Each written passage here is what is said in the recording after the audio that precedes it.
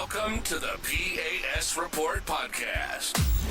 If you're tired of censorship, outraged by government abuses, and thirsty for real insights, then you're in the right place.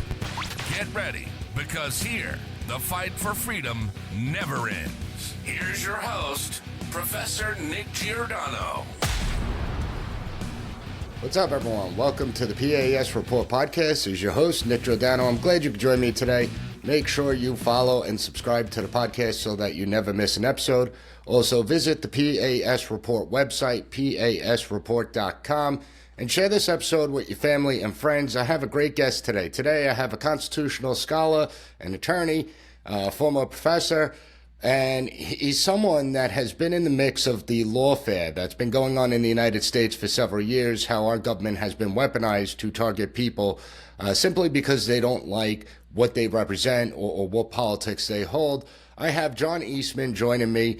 Now, John just put out a great documentary that everyone needs to check out, the Eastman Dilemma. John, welcome to the program. How are you today? I'm well, Nick. Thanks for having me on. Very exciting times, and of course, the documentary is telling, I think, a very important story. So I look forward to our conversation about it.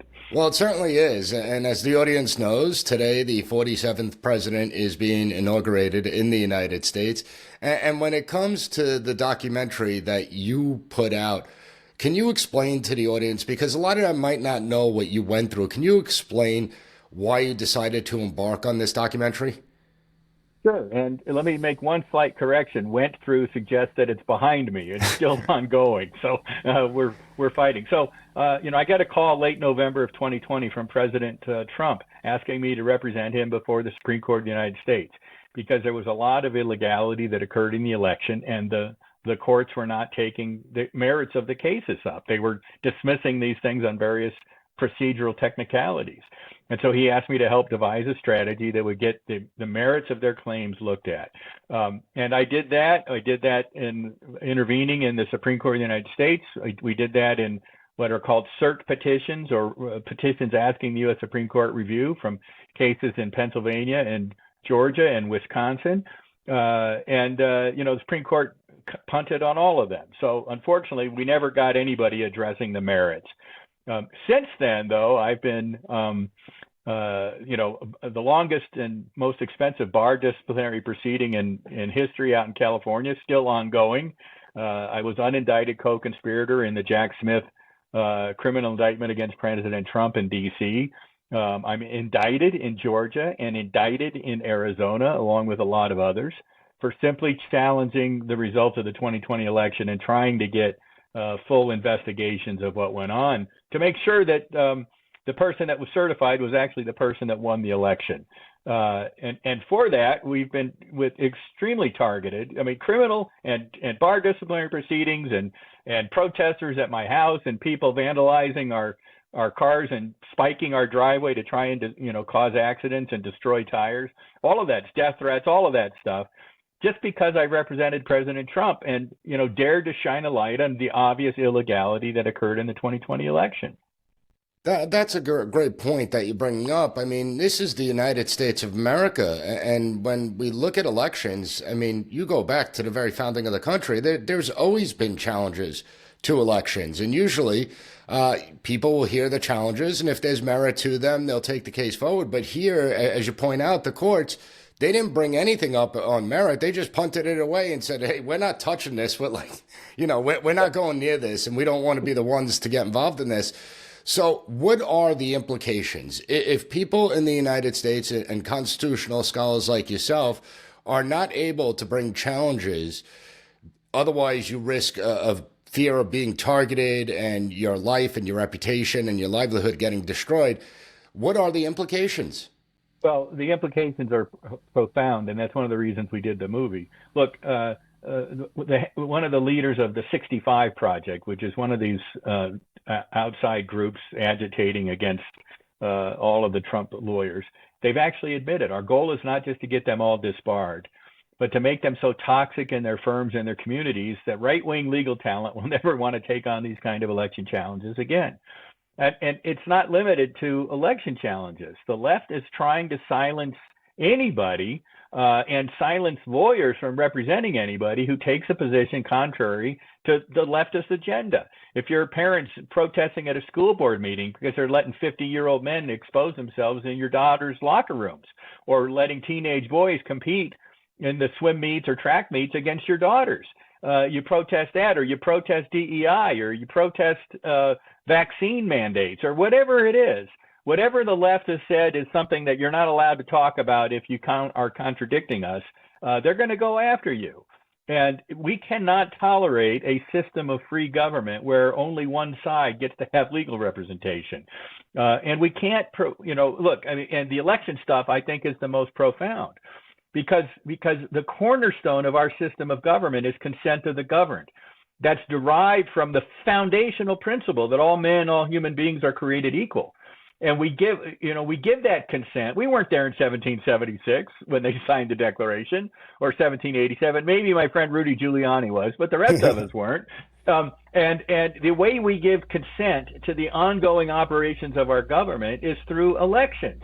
If those elections aren't free and fair and played by according to the rules, then we cease to be citizens in a free republic, and we become subjects of an increasingly tyrannical government. That's why this fight is so important, and that's why I'm engaged in it, despite the things that they're throwing my way. I mean, I think other than President Trump and Rudy Giuliani alone, I'm probably third highest on their target list, given what we've done through. I've been dealing with 18 different actions around the country. I've got legal teams in Boston and New York and D.C. and Georgia, in New Mexico, in California, in Arizona. I mean, it's just insane. And it's so far cost me more than $1.5 million. We anticipate another couple million before it's all done. So they want to bankrupt me, but more importantly, they want to send a message to any other lawyer: how dare you even think about taking on any controversial cases? Now, mind you, it's not controversial cases from the left. I mean, law firms were, knocking themselves over to get in the front of the line to represent the terrorists in Guantanamo Bay, but if you represent a conservative cause, they want to shut you down, and they want to prevent anybody from having lawyers. You cannot have a system of justice that's based on such an unequal representation. It's completely ridiculous. And after the 2020 election, I actually said that we should have a nationwide audit of every single ballot that was cast, because we need to know if our elections are in the up and up. But you said something that's critical, because there's some people that are listening that may be, 2020, that was 4 years ago. Trump won. We need to move past it. But it's not just about election. As you stated, we saw with the coronavirus, where you had state medical boards trying to strip the licenses away from anyone that dissented from the CDC narrative or the NIH narrative. We saw it with parents at school board meetings that dissented about what their children are learning in our public school system. We saw it in criminal cases, right? I mean, I've never seen a situation where you have, at the time he was a current president, and you basically had two lawyers that were representing them that were stripped of attorney-client privilege, Michael Cohen and Rudy Giuliani.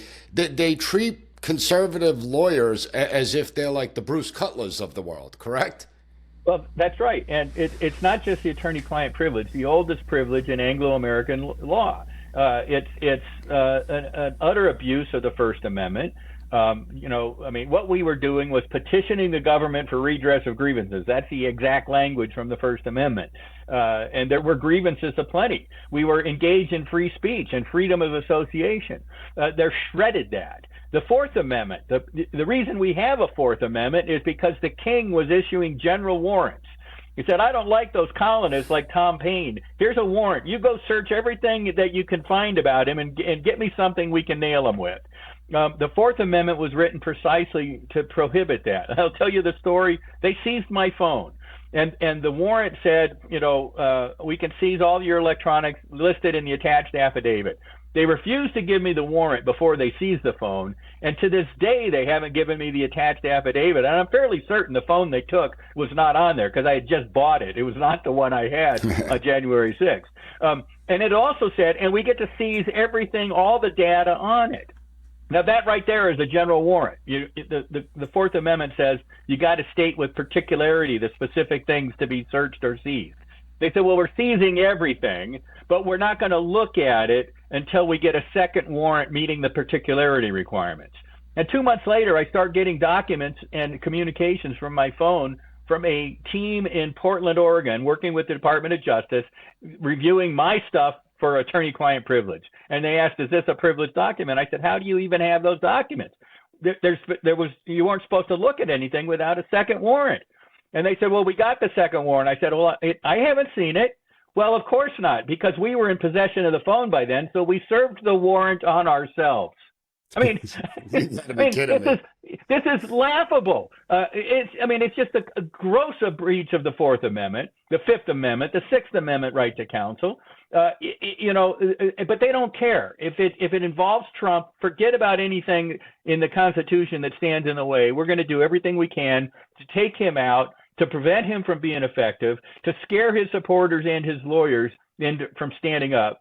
And they continue to do it even after the American people so resoundingly repudiated that view at the election last November. And what does this do to the legal profession as a whole? Particularly to some aspiring lawyers that may be watching this program right now. What kind of message does this all send to them? Well, at the moment, the message it sends to them is, don't you dare take on these cases or we're going to destroy you financially, reputation-wise, your family, your ability to make mortgage payments. We're going to embarrass you, and therefore your kids in schools will be, that's what it currently stands. I think the real question is, beginning at noon today with the new inauguration and the incoming team at the leadership of the Department of Justice and the FBI, whether there's going to be pushback against this so that the other side learns a lesson that they're not supposed to do this kind of stuff and that they will be held to account if they do. And we get that pendulum back toward the center line of legal representation. But right now, they're trying to scare lawyers from taking on controversial cases. Look, there's a very important speech that was given by Franklin Roosevelt's Attorney General, Robert Jackson. Robert Jackson later becomes Supreme Court Justice, and then later also heads up the Nuremberg war crime trials after the defeat of Nazi Germany. And when he first came into office, he gave a speech, 1940, to all of the U.S. attorneys around the country, and praised them for what a noble profession and, upholding the rule of law. But he warned them against abusing the prosecutorial power. And he said, the greatest temptation for abuse is to find people you don't like and then go investigate them until you can find something that they did that you can pin them on. It's Soviet-style tactics on steroids. Remember, the head of Stalin's secret police said, show me the man and I'll show you the crime. What they've been doing over the last 4 years is beyond what Lavrenti Beria did for Stalin, which is he would find a crime. They're making stuff up to find crimes. And you cannot have a system of justice that operates that way. And the American people have repudiated it. It remains to be seen whether the people that engage in this egregious abuse of our criminal justice system will be held to account so that the opposite message goes out. And that is, you can't do that stuff ever again, or we're going to put you in prison for doing it. Well, that's key. When we talk about accountability, I can't recall a single person, a single individual, a single bureaucrat that's been held to account for an abuse of power over the last 20 years. I think of the NSA spying on the American people through the PRISM program. I think of the IRS and the Lois Lerner scandal, the Fast and Furious scandal with Eric Holder, the Attorney General at the time. You have John Brennan's own CIA, when he was running it, spying on sitting members of the United States Senate Intelligence Committee because they were investigating the CIA. And in all those cases, no one held accountable. When it comes to the FBI, we've seen the abuses of power with Crossfire Hurricane and the investigation into Trump and Trump campaign with Russian collusion. Nobody was held accountable there. Without accountability, this problem does not go away. So what do you think is the most important thing that the new Attorney General, Pam Bondi, is going to have to do to clean this mess up, send a message that this isn't going to be tolerated on either side, and begin to bring the bureaucracy, rein it back in? Well, I think it's going to be a collective effort by Kash Patel heading up the FBI engaging in the investigations to really cross the T's and dot the I's of what went on. In my view, there was a nationwide conspiracy to deprive people of civil rights, of constitutional rights. That's a federal felony, and it needs to be fully investigated and then, if warranted, prosecuted. And I think Pam Bondi needs to unleash her criminal division and her civil rights division, headed by Harmeet Dillon, to further those investigations and to bring criminal charges where warranted. But you're absolutely right. Look, I was involved in the IRS litigation against Lois Lerner. I represented True the Vote, and I represented National Organization for Marriage, both of whom had abuses engaged. We won those cases, but nobody got even a slap on the hand. Lois Lerner resigned with full pension. The Russia collusion scandal, which I think is the biggest political scandal in our nation's history. Hillary Clinton funneled millions of dollars through her law firm, falsely reporting those funds, expenditures, as if they were legal compliant, when in fact they hired a former military intelligence officer to create a false narrative about Russia that was in collusion with our own Department of Justice and FBI. They then used that false information to get FISA warrants against their opposing political candidate. They even doctored documents and emails in the FISA applications. The guy that actually doctored the evidence got a little slap on the wrist. He's still a practicing lawyer, Kevin Kleinsmith. He got a slap on the wrist, and that was it. And they continued to spy on Trump after he was elected, continued to spy on him after he was inaugurated. And again, biggest political scandal in our nation's history, and it's just been shuffled under the rug. Those people need to be held accountable in a very big way if we're ever going to put a lid back on this Pandora's box. Yeah, I also think that they need to start going through every single document, every single email, and they would need to release everything unredacted to the American public so that the American public really knows the extent of it.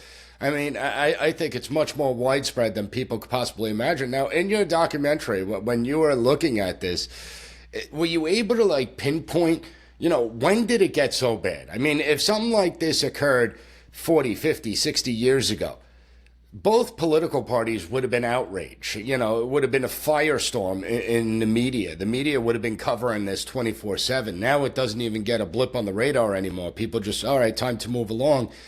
Where did we go so wrong?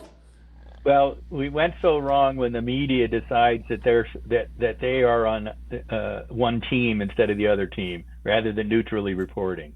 Look, Nixon's controversy that led to his resignation, spying on the opposing political campaign, not using government resources to do it, mind you, but hiring private contractors to go, bug the Democrat headquarters at the Watergate.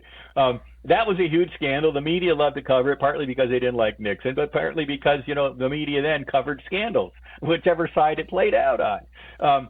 Since then, you've got this scandal from 2016, but it goes against the media's team, and they're dutifully covering for their team rather than reporting the news. And as a result, by the way, people call them the mainstream media. They're not. There's nothing mainstream about them anymore. They're so far left. They're unrecognizable as mainstream. But the American people are tuning them out in record numbers, because their bias is so manifest now. And so now what's the public square where we get our news is Twitter or what have you. And the mainstream, the corporate media, the statist media, they become largely irrelevant.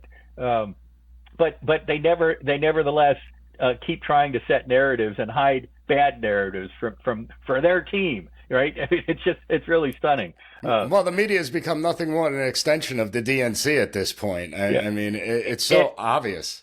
And I should point out the more radical elements of the DNC. I mean, it's just, the rank and file Democrats, even some lower office Democrat officials remain true to the old Democrat Party, but they've just been taken over by the nutcase radical left. And everybody's afraid on that side to say anything against the nutcase radical left, because then they'll get targeted. So that's, do you think they're less afraid now? I don't think they're less afraid if they stay in the Democrat Party, because there's such a lock on it by that radical left. But that's why you're starting to see party changes in state house legislators around the country because people said, I can't operate with these nuts anymore. Yeah, well, I mean, it's hard. They made it so impossible that you can't work with them. Now, I mean, despite everything you faced, you still believe in the importance of defending the Constitution. And I have to ask, what gives you that drive? Because a lot of people in your position would have simply given up. You would have, spoke with the Democrat attorneys all over the country and figured out a way out of this. So what has led to your drive to continue to defend and uphold the Constitution of the United States? So, I'll tell you two stories. So Christmas time of 2023, the LA Times wanted to do a human interest feature story on me and my family, how devastated we were. And he started asking questions about that. I said, where are you getting that? Our country is on the precipice of losing the precious constitutional freedoms that we inherited from our forebears. And for whatever reason, I've been cast into a frontline role in the battle to preserve those freedoms. I can't think of anything more important to be doing. I happen to have the skill set and the tenacity to engage in that fight. But then I'll tell you a second story about it, and that is at the premiere of the movie down at Mar-a-Lago, and President Trump came, and he had with him Italian Prime Minister Giorgia Meloni, Senator Marco Rubio, Treasury Secretary designate Scott Bessent, Mike Waltz, the incoming NSA chief or whatever. I'm sorry, I'm forgetting what his role is. They were all there, but so was my 3-month-old grandson. And I do it for him and my granddaughter and my kids, because if we lose what we've inherited and pass on a less free government, a less free system to them, we will have failed in our duty as parents and as citizens. Look, I think the battle that we're in right now, a battle between freedom and totalitarianism in this country, authoritarianism, despotism, whatever you want to call it, is a battle that rises to the level of the battles for freedom around the world, and hence on our shores, that our grandfathers fought in World War I and II. And it rises to the level of the battle that our founders fought against an increasingly tyrannical government from Great Britain. And they, at the end of the Declaration, they pledged their lives, and they meant it. They pledged their fortunes, and they meant it. Ask Richard Morris. And they pledged what I think was most important to them, their sacred honor. I mean, they didn't just do this to get power. They did it, and they made an appeal to the world about the justness of their cause, because that was necessary for them to defend their sacred honor. I think the battle we're in right now between the Marxist tyranny influences of our government and way too many people in our society, and those that love freedom and want to protect what we've inherited, I think it rises to that level. And anybody that has the skill set that I have ought to be standing up with me and helping to fight that battle. John, I completely agree with you, and I have to ask you, because you are a former law professor, I think that part of that battle is on college campuses, and the way constitutional law is being taught, or not being taught in a sense, where students aren't even required to read the Constitution a lot of the times. I mean, I know from my classroom, my students can't pass a basic citizenship exam. They can't distinguish the American Constitution from the Russian Constitution. Do you think that we've created generations of Americans that know so little about their country, the founding, the history, and the importance of the Constitution with the checks and balances and the safeguards against the abuses of power? I do think we have. And those that came of age in the 60s and 70s that are now in positions of great power, managing partners at law firms or judges on the bench, you're absolutely right. They were educated at a time when they didn't even teach the Constitution. It had become irrelevant. There's a famous line by, I think it was Oliver Wendell Holmes, says, yes, the Constitution is the supreme law of the land, but it is whatever we justices say it is. And so the latest pronouncement from the Supreme Court was more important than the actual text of the Constitution. And it was so bad that in the 60s and 70s, most of the constitutional law casebooks didn't even include copies of the Constitution. There were few notable exceptions, but that changed with a very famous speech by Edwin Meese in 1985 to the American Bar Association, the originalism speech. And it opened the door for a resort to the original principles as controlling constitutional law. And we now have a majority of Supreme Court justices that adhere to that jurisprudential philosophy. And as a result, at least in some law schools, mine, for example, when I was teaching, they are getting educated on the original principles of the American Constitution. And as they come into the fullness of their careers and at positions of prominence, I think you'll see that pendulum toward originalism and, resort to the original meaning of the Constitution swing back in the right direction. So I'm hopeful. But it takes a lot of courage to fight City Hall, particularly when City Hall is a $36 trillion in debt, $5 trillion a year operation out of the federal government. Well, that's what happens when you let government grow beyond the scope it's supposed to grow. I mean, that's why the Founding Fathers really wanted limited government, and they wanted us to be the watchdogs over it. Sadly, we've allowed it to get this big.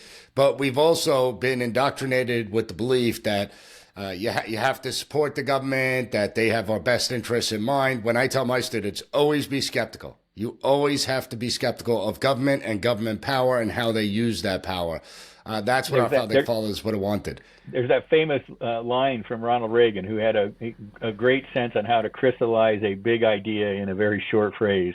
He said, the scariest words in the English language, I'm from the government and I'm here to help.